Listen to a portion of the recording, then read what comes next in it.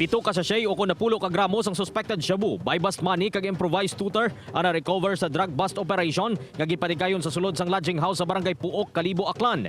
Arestado sanday Darrell Maglapos sang barangay Villamonte, Bacolod City kag Jenny Auro sang barangay Linabuan Norte, Kalibo. Ginabanta naglabot sa masobra 100,000 pesos ang balor sang illegal nga droga nga nakuha sa duwa.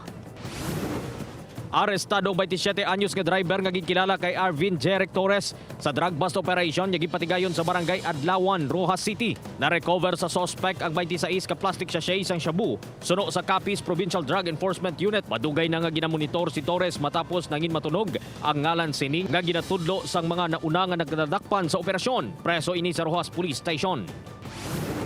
Wala na makapalagpa sa buy bust operation nga gipatigayon sa Miagao Police si Ryan Paul Manal, 37 anyos ang barangay Kirayan, Takas, Miagao, Iloilo. 7 ka plastic sachet sa ginapatian shabu ang na-recover sa subject nga ginakabig isa ka street level drug personality. Arestado ang welder nga si Welly Dingkong, 34 anyos sang Zone 2, Cadiz City. Nakuha sa subject ang 8 ka sachet sang ginapatihan shabu kag buy bust money. Nalakip man ini sa drug watch list ang barangay. Preso sa Cadiz City Police Station si Dingkong kag nagapakatubang sang kaso nga paglapas sang RA 9165 o Comprehensive Dangerous Drugs Act of 2002.